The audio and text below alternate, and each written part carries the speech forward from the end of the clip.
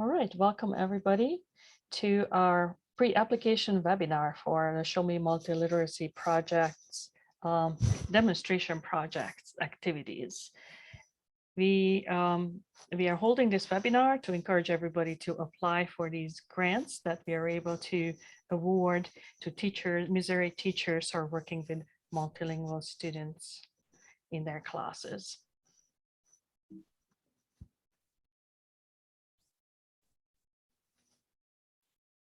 Hello, everybody. I am going to just quickly introduce our project staff to you. First of all, we have Andrea Hellman, who is our project director and principal investigator. And then we have Angela Bell, who is our TESOL faculty. She teaches all of the TESOL courses that we have for our scholarship program. And then there's me, Sarah Sandage. I'm the project coordinator for the TESOL department, and I just manage the day-to-day activities. And then we also have, I don't know who's next. Himina is our project evaluator. She's not with us today. And Balaj Fa is also not with us today, but he is our creative director. He takes care of all of our website development and our beautiful logos and colors and all of those fun things. Heather LaCuro is with us today, and she is one of our practicum supervisors, and she is also one of our demonstration project coordinators and assistants. So she will help teachers as they develop their projects and sort of walk them through. And Jeff Lowry is also the project consultant for the demonstration project. So he is sort of the lead for this entire project. So.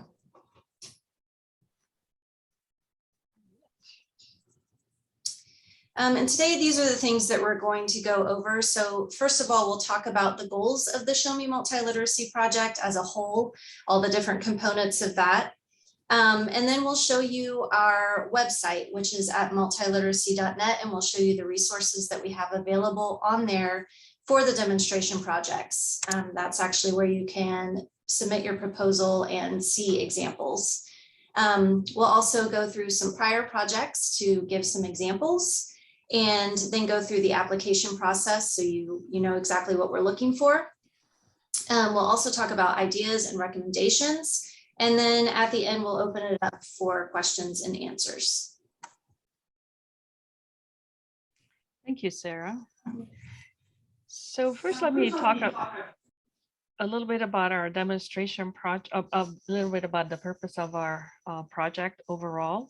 The Show Me Multiliteracy project is a grant from the U.S. Department of Education, Office of English Language Acquisition, and it's part of a national professional development program. So our particular grant has 3 goals. And one of the 3 goals is to have 100 demonstration projects funded over 5 years. So we are looking for 100 in-service teachers in Missouri to carry out demonstration projects. And our goal is to disseminate blueprints of these sustainable demonstration projects to teachers in the state. The second goal of our project is to award scholarships for teachers who wish to earn the Missouri ELL endorsement. We have 2 cohorts of 25 teachers to whom we offer scholarships to earn the Missouri K-12 ELL endorsement. And all the coursework for this is customized, standards-based, and delivered online to educators. And our third goal is to implement a year-long professional development to school-based teams to improve equity for English language learners in K-12 schools. So we are inviting schools to participate in cohorts. 5 schools go through this year-long professional development in collaboration with other schools. So we have partner districts who participate in Show Me Multiliteracy, and they are Kansas City Public Schools, Springfield Public Schools, North Kansas City Schools, Monette School District, Neosho School District, and Branson School District. Of course, our partner districts advise our projects, and they help us develop the content of Show Me Multiliteracy, but they are not the only ones who are eligible, for example, for the mini grants to carry out demonstration projects. The mini grants are available to any Missouri teacher who is working with English language learners in K-12 schools. So the purpose of the demonstration projects is to disseminate a widely feasible approach to dual language education by promoting the use of home languages for family literacy, for supplemental instruction, for enrichment activities, for classroom activities, for strategic groupings. So we are looking at we are looking to bring dual language approaches to all content classrooms that have multilingual learners. So it's not just a dual language in a pull-out setting or dual language for a few hours in the school day, but using dual language approaches in the broadest possible term so that students can learn content and literacy in their home languages.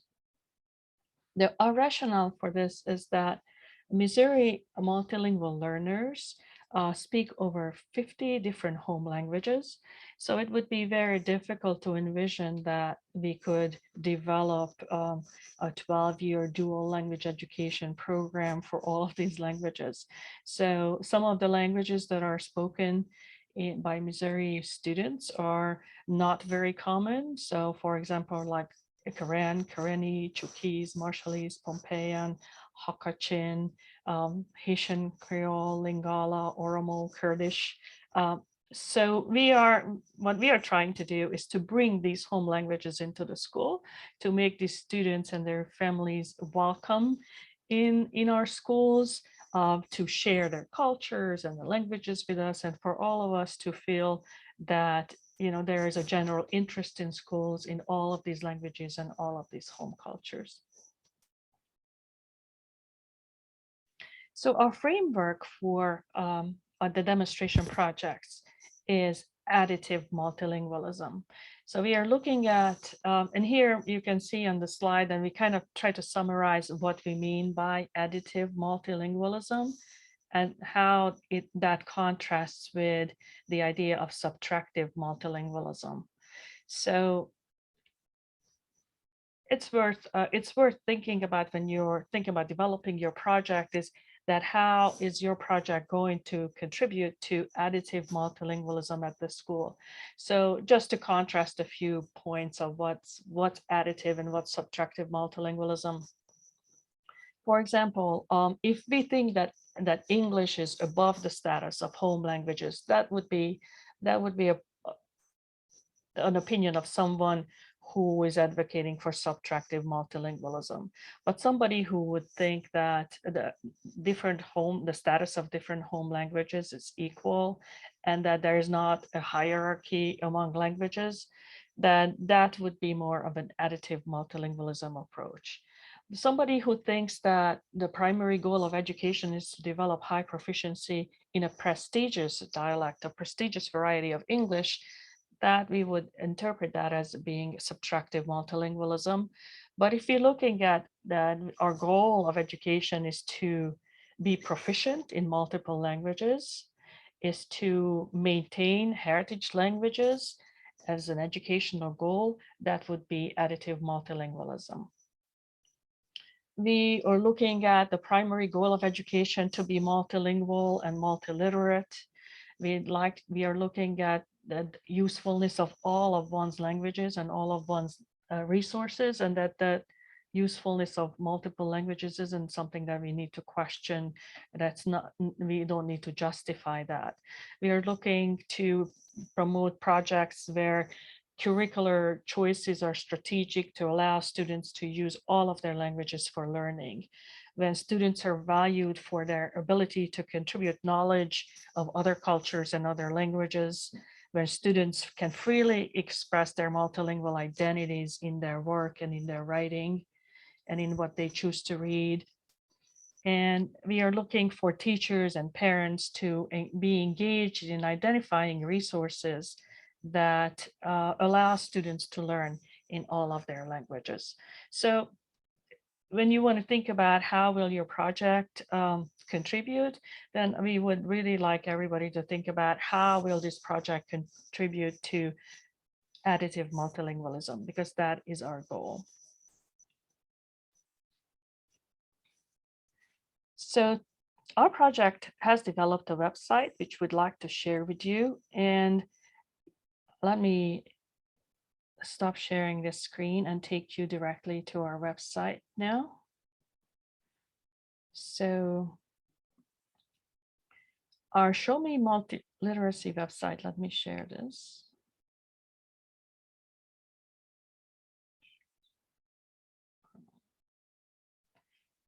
So our Show Me Multiliteracy website is organized around our 3 goals that I just mentioned to you. So one is the school-based professional development, that's Teams USA. The other goal is to carry out 100 demonstration projects and to share their blueprints. And the third goal is to award 50 scholarships for teachers to earn the Missouri K-12 ELL endorsement. Besides that, we also disseminate here news about innovative projects and innovative programs around multilingualism. So under news, you will see lots of good ideas and resources, very, very high quality resources that we are disseminating to teachers. And we also have a resource page where we've grouped and where we've collected out all kinds of resources where teachers can go and find the latest and the best for their classes to develop multiliteracy. So we try to group these by themes, and we have various resource pages. We continue to add to these resources, and we put them up here because these are the kinds of resources we'd like teachers to implement in their Show Me Grammars demonstration projects. So let me take you now to the page that contains our invitation for the proposals, invitation for the Show Me grants, and where we show some of the model projects that we already funded.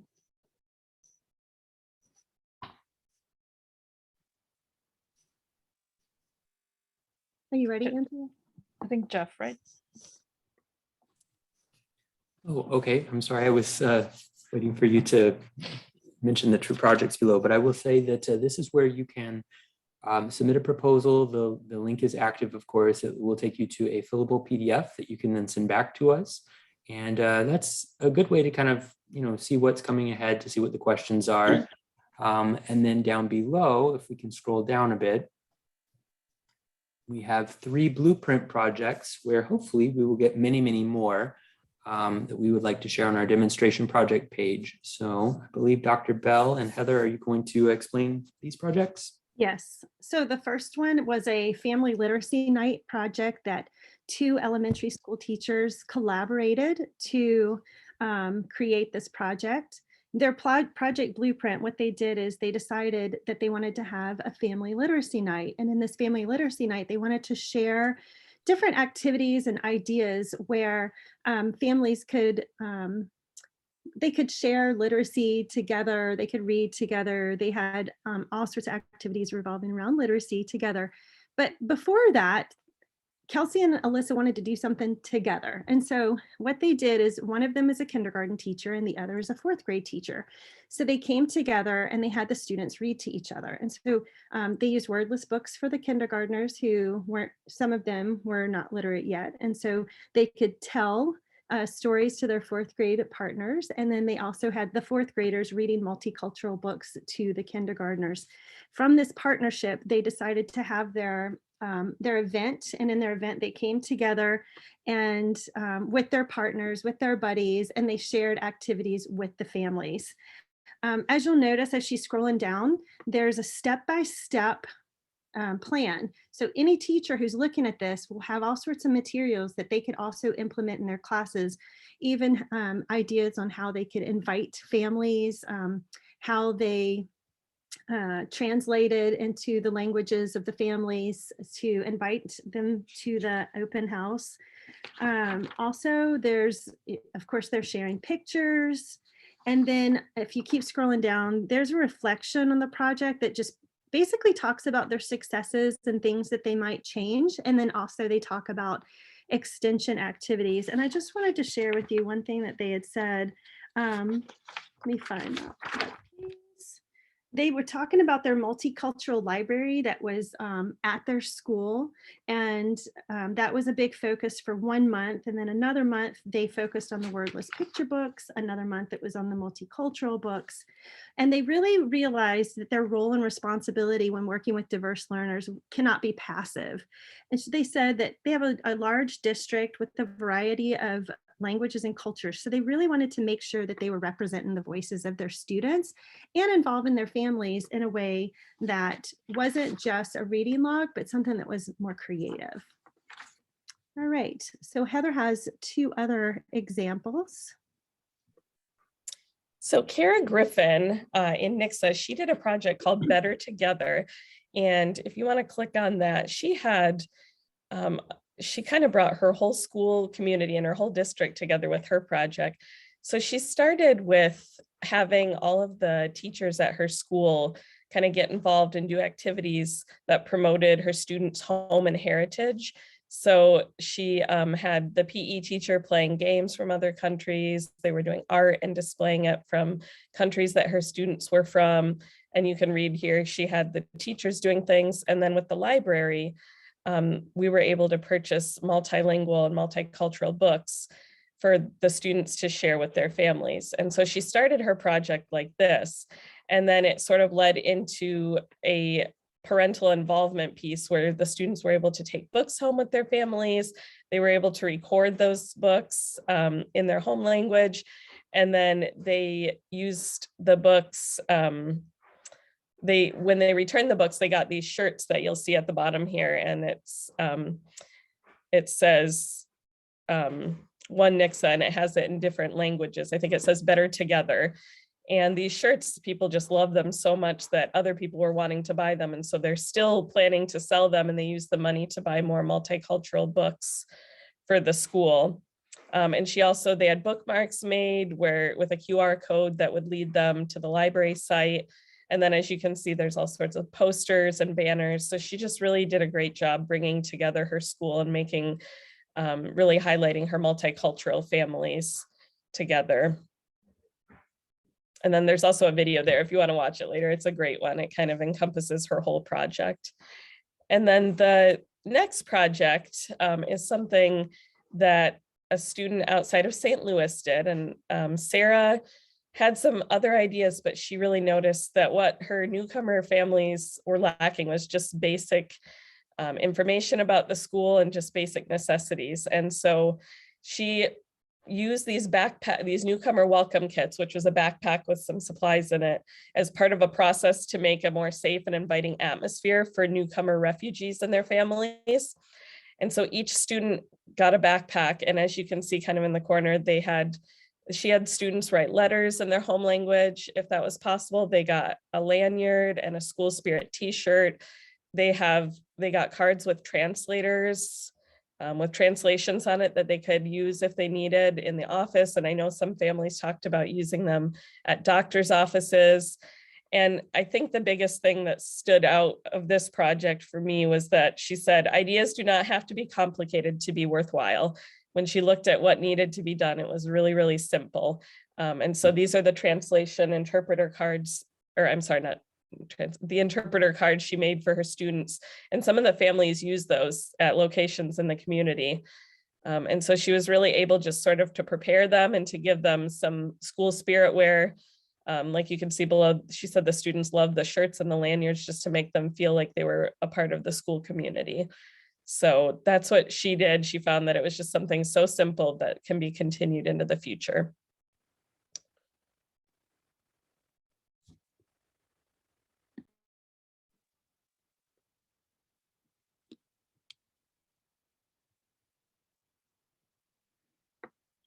Once Dr. Hellman gets up the slides, there's one additional project that we wanted to highlight. It is not currently on on our website, but she's in the process of working on this family engagement project right now, and it is so good. This teacher is creating a newsletter that she shares with her students and their families. I would say monthly, but it kind of depends on when families send her things. Then she starts working on newsletters, and when they're ready, they'll send them out. And it has been approximately one, about one a month or one every 2 months. She includes so many interesting parts of the cultures and languages, and she shares anything that the families want to share with other people. For example, she shares quotations from the families, from the students. She shares recipes, vocabulary. She tries to teach a few words from their language to the students in her class, and she really gets excited about the languages that her students speak. And so she gets the other kids excited about the languages that are in her classroom. She has questions on geography. She features games. And she also features multilingual and multicultural books, which are now housed at the library, which she ordered thanks to the grant. And she also has led this has led to students and their families reaching out and getting to know each other better within their community, which I think is really neat. I just wanted to share a few of the quotes from her last newsletter, and these quotes all have pseudonyms. None of these names are the correct name. So Ivan S. is a second grader in Ms. Ona's class. The whole family fluently speaks Ukrainian, and all of the siblings are fluent in English. That is a big accomplishment, to be able to speak 2 languages fluently. Anna's parents fluently speak Ukrainian, and Anna understands some and can speak a few words. She knows how to say, "I love you," so be sure to ask her if you know her. Their parents can speak 4 different languages. Can you believe that? They speak English, Romanian, Russian, and Ukrainian. So just like I said, all the students in the classroom, and then even outside of the classroom, we've had families create little bracelets to give to the other students in the classroom, and all of the students love it. The families love it. And even one of the students, when they read it in class, said, "Oh, this is so much, this is cooler than I thought. This is so neat." So I just love that project as well. I wanted to share it. And that is, I think I'm sending, I think it's Jeff's turn to talk more about call for grant proposals. Right, thank you. And I really appreciate that in-depth look at those 3 projects, because that does really showcase what we're looking for, the types of projects that we're hoping to produce and to share with other teachers. So here are a few details. We're looking for innovative projects just like what we have described. And we want to showcase how multilingualism can thrive in Missouri K-12 schools, which is an area that needs some help. And so we've got some money that we'd like to share to help fill that need. Currently, the applications will be accepted on a rolling basis.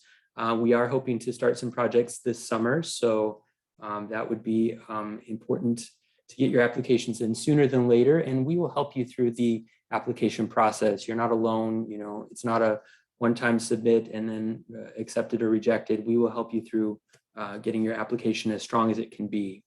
And of course, our priority is to look for projects that can be duplicated by other teachers.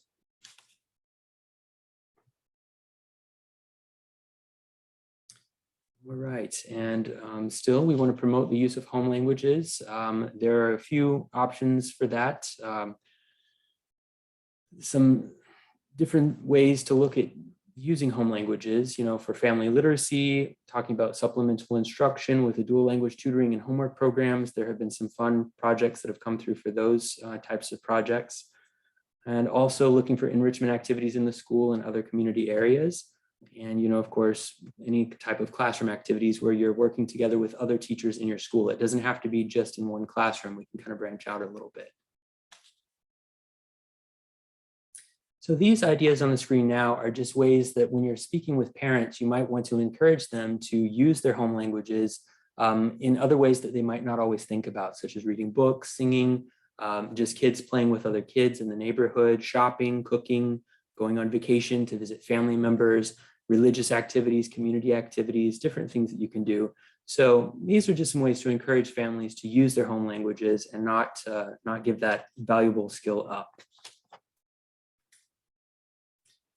So as we've said, we will provide some mentoring for these projects. We will provide the funding based on published criteria, which I'll share on the next slide. But for now, let's see, we want to guide in-service educators to develop high-quality proposals to meet these needs and to really help these student populations. And we will provide the technical assistance to help make sure that your project proposal is as strong as it can be. And here are the criteria for success. We want to, of course, draw on best practices and research. The objectives of your project should be clearly articulated and achievable with a budget and time frame. And the objectives should serve multiliteracy in the home languages of the students who are actually at the school.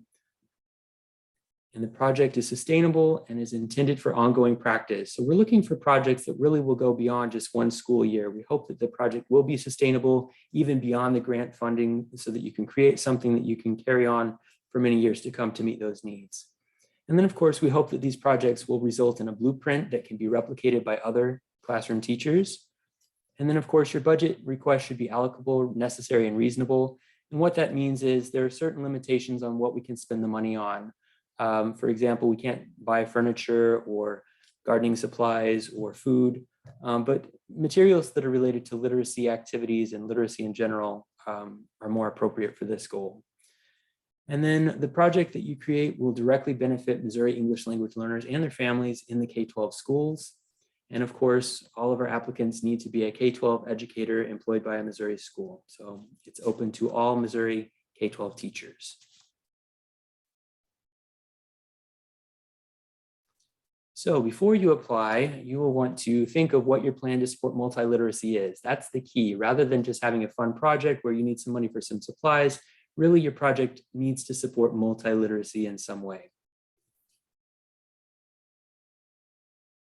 So the purpose, of course, is to build on families' funds of knowledge as that foundation, and then really spend some quality time on your step-by-step plan for promoting the use of home languages in your project.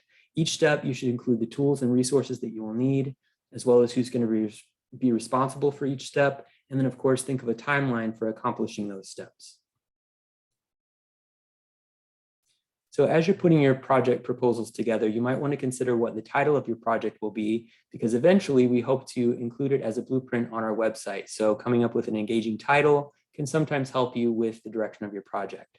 And then how can you shrink all of those wonderful ideas down into 75 to 100 words into a concise abstract? Additionally, how can your project be replicated by another teacher? So even though you might use the grant funding to get your project off the ground, other teachers might have to find funding a different way, but we want to find a project that can be replicated across the country. So for your proposed budget, this is where we get down into numbers. The good news is that we have up to $1,300 available for supplies, and then teachers can earn a stipend of up to $800 if they complete that blueprint project that we can publish on our website. So our project coordinator, Sarah Sandage, will work with you to purchase the materials for the project, and she'll walk you through all the details for that. And so that first part, you don't have to spend any money out of your pocket. She'll help you with that, with the $1,300 amount to get the supplies. And then after you complete your project, there's another $800 that could be available contingent on your blueprint. So the steps, of course, we've got a link on our website that leads to the application. So you'll want to submit a proposal there. It will come to Sarah, who will share it with the committee. And then Heather and I will walk you through the mentoring process and work with you through every step of the way to make sure that your application meets our goals and will help you meet your goals as well. If your proposal is chosen for funding, as we said, you'll receive up to $1,300 for supplies. And then again, after you submit a blueprint for replication, you could earn a stipend of up to $800 in additional funds. So you can send your applications to our main email address here, showmemultiliteracy@missourustate.edu. As I said, Sarah will take care of those applications and then send them out to the committee. So the types of demonstration projects, I believe that's Dr. Hellman. Sure. We just wanted to list a couple ideas that we've had that we'd really like to see as a worked out as a blueprint and actually carried out. And we are really concerned about creating climate in the schools for multilingualism and in creating climate for multilingualism in classrooms. So this could be carried out in any number of ways, but any kind of welcome activities, signage, collections for those classes, displays, multilingual books created with families, anything that, bulletin, anything that really brings families, home languages and cultures into the classroom is of interest to us potentially.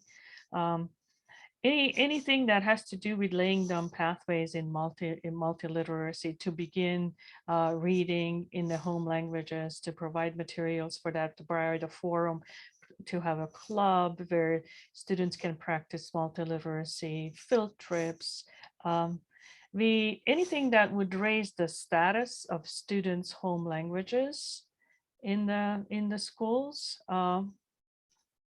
So we are not looking for like one-time performances or one-time events, but we're looking for projects whose goal is to make a student's home languages part of the class, part of the school, and raise the status of these languages, affirming student and multilingual identities. We are also interested in teachers and peers acquiring competencies in students' home languages. So teachers working together to study home languages and to acquire basic skills in these home languages so they can be better supporting students in content learning in those languages. We have interest in bringing multilingual adults into the classroom, either as office staff or presenters or visitors and volunteers on a regular basis. So whatever it takes to train volunteers for the classroom to provide multilingual activities, or to have regular book readings in the classroom by these family members. We are looking for projects that promote family literacy in the home. So we have on our website, we have lots of good resources that we can share with where families can access both books in 2 languages and in books in their home languages. And then projects that would teach families how to use these resources, and or to have families document how they are using these resources, or have families connect with each other as a support group to be using these resources. Those are of interest to us. We are also interested in schools starting heritage language programs. So having either maybe a Saturday heritage language program, or an after school heritage language program, or heritage language club. And this could be particular heritage languages at the school, or multiple heritage languages together. Libraries offering heritage language programs. These kinds of activities interest us. And to the teachers developing proficiency in using multilingual resources. For example, translation and digital support features incorporated, how to differentiate lessons using these digital support features in students' home languages, for example, on commonly.org. So we are open to a variety of types of projects. Obviously, our goal is we listed the criteria of what we're looking for, but creativity is a very important part of making dual language approaches a feature in every classroom. So, but we are not just looking for activities. Our ultimate goal is the activities by themselves. We acknowledge they are a wonderful step to a new direction, but they are not sufficient for systemic and sustainable change. We find that these multilingual activities are a good starting point, recognizing the benefits of additive multilingualism and making it an educational goal. But we really like to broaden this effort and make this a larger initiative. So to engage school leaders and parents in this effort to create a sustainable long-term plan, which includes resources, family engagement, and teacher PD, to implement new language policies in the classroom. These are definitely of interest to us. It's not just to do multilingual activities, but to step up these multilingual activities to make it more like a school-wide initiative. So I think that this pretty much sums up to what we'd like to see in these demonstration projects and what we are inviting for funding. So I think it's a good time to open up and let's hear some questions that you have that would help you propose a project that would be valuable and fundable.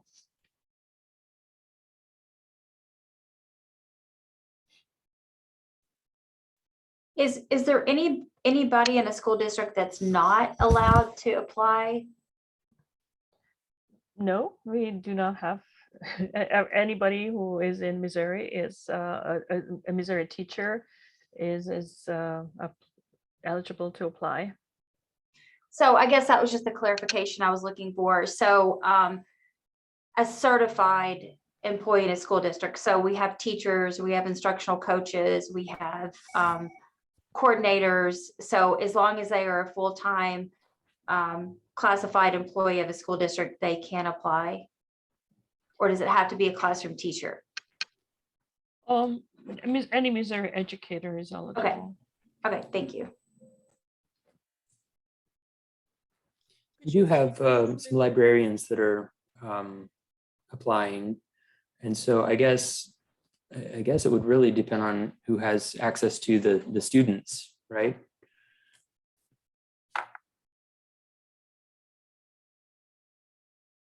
So you mentioned that the target for this project was 100 project demonstrations, and we looked at 4 today. Could you give some data as far as how many projects have been turned into you and funded so far? Okay, we have not. The demonstration projects that we are showing on our website come from our prior grant funding. We were running the IELTS Ozarks project, which was another National Professional Development Grant from 2016 to currently working on it. So these were funded with IELTS Ozarks funds. So we have not started to give out our 100 demonstration projects yet. So we still have 100 grants to go. And we are looking to have about 10 this summer and 20 next year. And then we'll be phasing them in. We have 4 more years to carry out these 100 projects.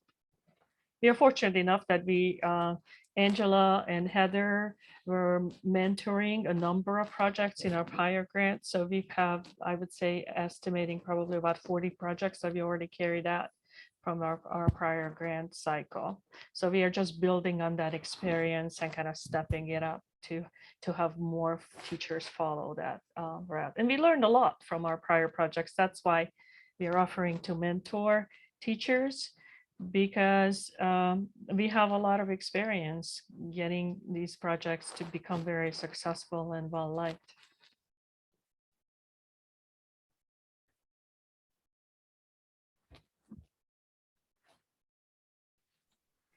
So I have a question or just maybe not really concerned, but where I sit in my position in the district, I want to be very supportive of projects. And so to have educators that aren't our ELD specialists apply to help advocate for the students we so tirelessly advocate for is very exciting to me. What I do have a concern about is being able to be that supportive role for these projects. And so I'm curious, and I'll just use Springfield as an example. If you have a teacher or a Springfield public school educator apply for a project, is there a way that I can be looped in to know what they're applying for? Because I wouldn't want it to be something that contradicts something that is a district policy or procedure that we already have in place, or interrupt something that we already have in progress and have spent dollars on. That's a good point to bring up. And frankly, we haven't thought about that. But obviously we have a project advisory board, and we can definitely bring the decisions to the project advisory board and have the project advisory board have a final approval, whether they are in support of those projects. I think that that is something that we can think about and suggest some fair and good solution to it. But I think also we want to be careful that sometimes teachers know their school very well, and they might propose a project that would really work very well in their school, and it's not necessarily a reflection of everything else that's going on in the district. It still could be a valuable project that can be replicated. Our main concern is that it would be something that is potentially useful for any teacher or for many other teachers in the state. So I don't see any harm of somebody carrying out a project and documenting it, even though it may not be, that the highest priority to a district at that time. Yeah, so high priority wasn't where I was coming from, and I was actually coming from a more supportive standpoint, that if it's something that we could help support on our end. So let's say, for example, someone is going to have a family literacy night, and I knew that that was a project, then I could say, hey, these are things we already do to reach out to families, and let us help support you in that, so that you can get the outreach that you need. Well, I think that in the prior cycle, we funded projects that were not like ongoing, but since these projects that we are proposing here are more like ongoing projects, that it would probably be less likely that a cross scheduling would be effect. But we can certainly, if you would like to offer to be part of evaluating these proposals, and that we probably have a venue to invite you to have a look and be part of the award committee, if that is something that you wish to do to mentor teachers. So I just want to make sure that everybody feels that their idea is welcome, and that we are looking at it in terms of meeting the criteria, and then we are fair to all applicants, and it's not within our ability to coordinate all projects within a district. So while that would be ideal, and that might be another way to go about awarding money just to districts, and then districts can prioritize and which projects are the most important within their district. But this is more of a kind of, let's include everybody in the state and see what they can do to contribute to multiliteracy in their school.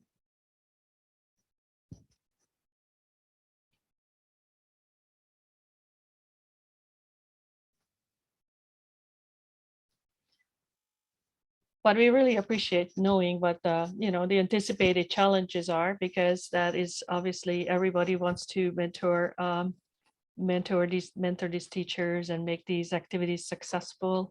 And the more of us who can help, the better. And I think we just wanted to put out the word here that we have this grant, we have this opportunity, and we are here to support everybody and help them develop a grant proposal that we can fund. And we'll be very fair with evaluating. Right now, we haven't had many of these projects, so the door is wide open for everybody. And obviously, as the time goes on, it will be, there won't be as many available. So this is what I'd like to say is that this is a great time to apply. We welcome everybody, and we are excited to see any initiative that goes on in districts about supporting multiliteracy. I'd like to at this point stop the recording, and then we can continue discussions of if you still have any questions. Thank you so much for attending today.